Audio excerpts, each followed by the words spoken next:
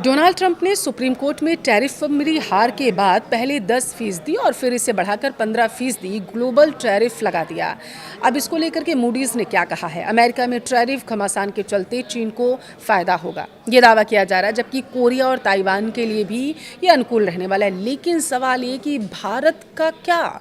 ये अमेरिकी supreme court के फैसले से पगलाए ट्रंप ने ये जो 15% का टैरिफ वाला बम फोड़ दिया है, क्या इससे भारत को फायदा होगा या एक बार फिर से भारत को मुंह ताकना पड़ जाएगा अमेरिका का? वीडियो को लास्ट तक देखिए, आपको विस्तार से बताएंगे।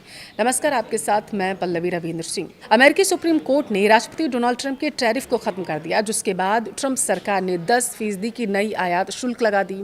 अब ट्रेड एक्ट 1974 के सेक्शन 122 के तहत लाए गए इस टैरिफ को ट्रंप ने 15% तक बढ़ाने की बात कही है। प्रशासन ने इस कदम को यूएस बैलेंस ऑफ पेमेंट्स डेफिसिएंट से निपटने का एक अनोखा ही तरीका बताया। हालांकि अर्थशास्त्री इसे ऐसा नहीं मानते। दरअसल 1960 के बाद पहली बार सरकार की प्राथमिक आय घाटे में जा रही है, जो एक बड़ी भुगतान की समस्या का सबूत बनकर सामने आया है। और इसके बजाय पिछले एक दशक में अमेरिकी इक्विटी और दूसरे रिस्की संपत्तियों में बढ़े हुए विदेशी निवेश इसका कारण माने जा रहे हैं। विश्लेषकों ने बताया है कि नया टैरिफ रेट कई एशियाई देशों के लिए फायदेमंद लग रहा है, लेकिन अब भी इसे लेकर काफी अनिश्चितताएं बनी हुई हैं। विशेषज्ञों के अनुसार भले ही देश बातचीत करने का फैसला करे, भले ही कोई फैसला रद्द कर दिया गया हो, लेकिन मौजूदा अमेरिकी प्रशासन अभी भी ज्यादा टैरिफ लगाने की कोशिश जरूर कर रहा है। अब इसके असर को लेकर ग्लोबल एजेंसी मूडीज ने एक रिपोर्ट जारी की है। मूडीज ने इससे बड़ी बात कहते हुए बताया है कि इन घटनाक्रमों ने अमेरिकी व्यापार रणनीति में नई अनिश्चितता पैदा कर दी है, जिसमें भारत और इंडोनेशिया के साथ उसके समझौतों में कुछ बदलाव दिख सकते हैं। दरअसल मूडीज के मुताबिक इंडिया इंडोनेशिया के साथ हुई डील के बाद अब इन दोनों देशों पर कितना टैरिफ लागू होगा, इसे लेकर अभी भी असमंजस बना हुआ है। अब मूडीज की माने तो जो उनकी रिपोर्ट जारी की गई उसके अनुसार 15% टैरिफ चीन और साउथ ईस्ट एशिया की तमाम इकोनॉमी के लिए अनुकूल हो जाएगा, जबकि इससे विपरीत जापान की बात करें, साउथ कोरिया की बात करें, ताइवान की बात करें जैसे देशों पर इसका प्रभाव सीमित रहने की उम्मीद है, क्योंकि उन पर पहले ही लगभग 15% का बेस टैरिफ लागू है। एजेंसी ने कहा है कि उम्मीद है कि डोनाल्ड ट्रंप टैरिफ बढ़ाने के लिए अन्य कानूनी रास्ते अपनाएं।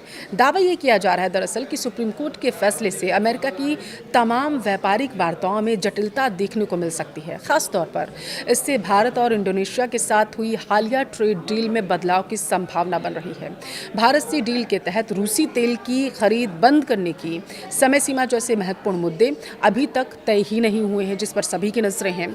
और इस अनिश्चितता का तत्काल राजनयिक प्रभाव इस तरह दिख रहा है कि भारतीय वार्ताकारों की team India US trade deal के कानूनी मसौदे को अंतिम रूप देने के लिए 3 दिन की बैठक के लिए अमेरिका जाने वाली थी, अगर आपको याद हो तो। लेकिन बैठक सुप्रीम कोर्ट के फैसले के बाद स्थगित करनी पड़ी, क्योंकि पॉलिसी मेकर अब बदलती यूएस टैरिफ व्यवस्था के बीच भू राजनीतिक विचारों, एनर्जी इंपोर्ट और निर्यात बाजारों में पहुंच को संतुलित करने का प्रयास कर रहे हैं।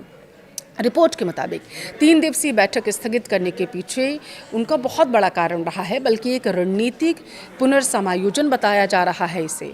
दूसरी तरफ अगर हम देखें कि दरअसल भारत स्पष्ट करना चाहता है कि 15% टैरिफ एक अतिरिक्त शुल्क है या एक अस्थायी विकल्प है, और क्या यूएस कांग्रेस इसे 150 दिनों के बाद मंजूरी देगा भी, संशोधित करेगी या समाप्त होने देगी।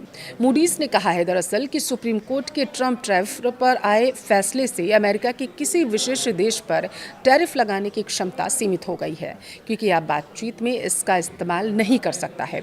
और इस प्रतिबंध से द्विपक्षीय व्यापार वार्ताओं में अमेरिका का प्रभाव कम भी हो सकता है, जिसमें डोनाल्ड ट्रंप और चीनी राष्ट्रपति के बीच आगामी हफ्तों में होने वाली संभावित महत्वपूर्ण बैठकें भी शामिल हैं। इससे भी इग्नोर नहीं किया जा सकता, इसे दरकिनार नहीं किया जा सकता। देखिए, रिपोर्ट की माने तो कुछ सरकारें अमेरिका के साथ व्यापार समझौते में देरी कर सकती हैं, लेकिन ये भी लागू हो रहा है कि वे अधिक जो दंडात्मक टैरिफ के डर से पूरी तरीके से समझौता रद्द नहीं करेंगी। इस पर भी सबकी नजरें टिकी हैं।